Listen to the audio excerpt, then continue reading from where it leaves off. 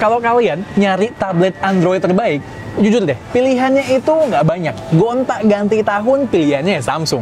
Minggu kemarin, bersamaan dengan lini smartphone-nya, Samsung merilis Samsung Galaxy Tab S8 series juga. Kalian pasti udah tahu dong. Nah, yang mau gue review hari ini adalah Samsung Galaxy Tab S8 Plus 5G. Ini adalah menurut gue anak tengah yang sweet spot banget di antara semua Samsung Galaxy Tab S8 series. Seperti biasa, sebelum kita mulai, jangan lupa subscribe dulu dan like atau dislike di akhir video. Siap? Let's go!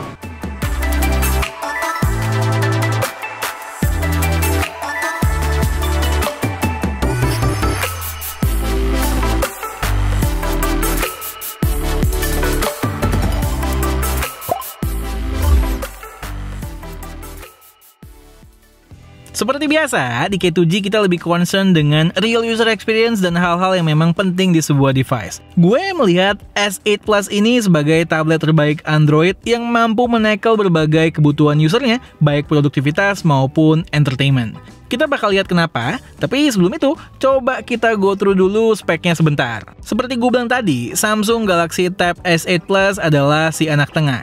Di atasnya ada versi Ultra yang gede banget, 14,6 inch, di bawahnya ada S8 Plus yang 11 inch. Sementara S8 Plus ini punya layar 12,4 inch. Sweet spot lah, nggak kegedean, nggak kekecilan. Perbedaan dengan yang lain sebetulnya nggak terlalu banyak ya. Selain soal ukuran layar, ada perbedaan di jumlah kamera depan, RAM, dan baterai dengan yang Ultra. Sementara dengan yang non-plus bedanya cuman di ukuran layar, jenis layar, storage, dan baterai. Sebetulnya di luar sana pilihan storage-nya lebih lengkap ya untuk masing-masing varian. Cuman memang di Indonesia sejauh ini belum begitu. Layar Samsung Galaxy Tab S8 Plus ini adalah layar Super AMOLED dengan resolusi 2800 x 1752, 266 ppi dan punya refresh rate 120 Hz. Size segini menurut gue pas ya, nggak kekecilan buat multitasking, nggak kegedean, dimensinya buat dibawa kemana-mana juga. Lalu berbeda dengan yang S8 biasa yang masih LTPS TFT, layar Super AMOLED di S8 Plus ini memanjakan mata. Buat yang udah terbiasa ngelihat layar Super AMOLED Samsung, pasti udah paham lah. Scrolling di UI maupun di apps smooth banget karena refresh rate yang tinggi tadi. Kita balik device-nya untuk melihat desainnya. Guys, gue suka banget sama desainnya. Bahasa desainnya sih ya masih mirip ya dengan generasi sebelumnya, yang mana gue juga suka dan mulai terbentuk menjadi karakter desain dari Galaxy Tab series. Yang diimprove di sini adalah penggunaan materi armor aluminium yang biasanya digunakan di pesawat. Karakteristiknya adalah solid, kuat, di saat yang sama memberikan bobot yang lebih ringan, cuman 572 gram. Warna unit review kami ini adalah yang silver, sementara unit resmi Indonesia menyediakan warna graphite maupun pink gold juga. Di atas dan bawah kita bisa lihat antena lines yang emang jadi keharusan ketika material body device dibuat dari metal. Di kiri atas ada modul kameranya yang menyatu dengan surface untuk penyimpanan dan wireless charging S Pen, di mana terdapat magnetic pad di dalamnya. Sisi-sisinya flat, gue suka, memberikan professional look ke tablet ini. Sementara kita juga bisa lihat adanya quad speaker yang nanti akan kita bahas. Untuk sebuah tablet berukuran 12,4 inch, dimensinya nggak terlalu besar berkat bezel-bezel sekitar layar yang cukup tipis. Nggak cuma bezel yang tipis, device-nya sendiri juga tipis, cuman 5,7 mm.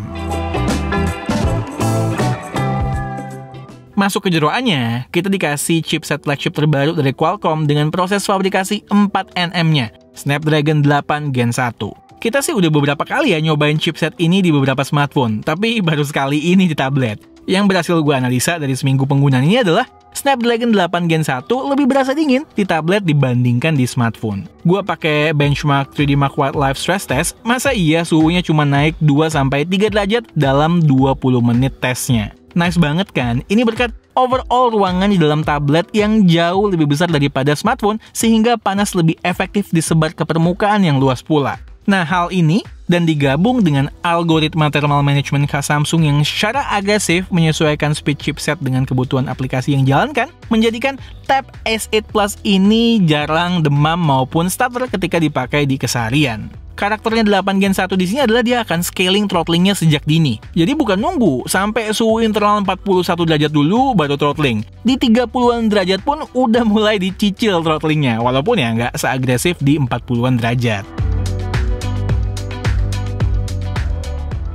Spek-spek lainnya kita bahas singkat aja ya, karena gue mau cepet fokus ke real user experience-nya, karena disitulah tablet yang satu ini bersinar.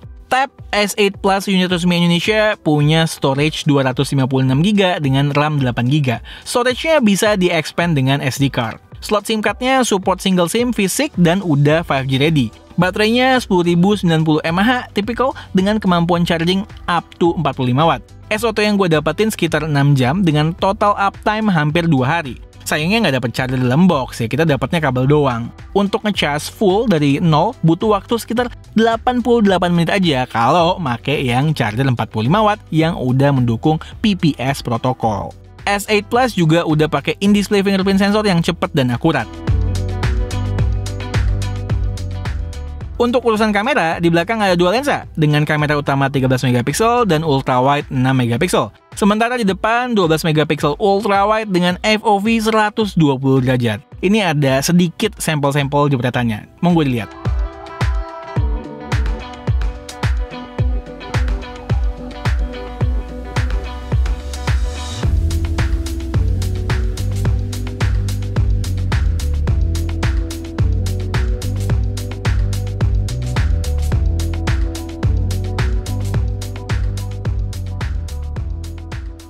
Oke, semua spek itu menurut gue nggak ada artinya kalau nggak bisa diformulasikan menjadi sebuah device yang bisa menawarkan user experience maksimal ke penggunanya. Setuju? Gue merasa tablet terkadang miss point ini. Spek bagus, tapi tetap berasa cuman sekedar oversize phone aja. Padahal menurut gue tablet harusnya punya fungsi yang lebih dibandingkan smartphone secara ya kita sebagai pengguna udah berkorban membawa-bawa device berukuran besar ini. Disinilah Samsung Galaxy Tab S8 Plus bersinar. Kita bicara hal-hal yang generik dulu deh, bisa nyambung sama sebagian besar tipe pengguna. Pertama soal entertainment. Nonton dulu deh. Seperti gue bilang, tadi layar Super AMOLED-nya bagus banget ketika dipakai nonton. Tapi itu kan masih setengah dari resep buat nonton secara puas. Speakernya gimana? Dengan quad speaker yang udah Dolby Atmos, experience yang kalian bakal dapetin itu maksimal banget. Coba dengerin. The Congressman is now an enemy of the state. Gotta help me stop him, or I'll be dead. Did you hear me?